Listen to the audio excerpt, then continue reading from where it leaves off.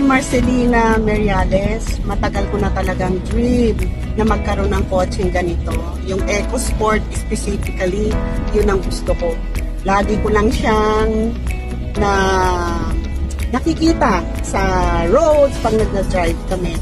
And now, reality na siya. So by accident, pumunta yung anak ko sa kwarto ko kahapon. Wala pang ilang hours pa lang. Tapos nagustuhan na namin yung isang naka-display. Nung nagpunta kami rito sa Ugarte, very welcoming lahat ng mga staff dito.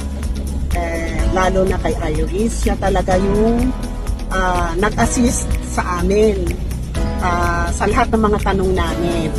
Ngayon, itong EcoSport na ito, biglang dumating lang siya.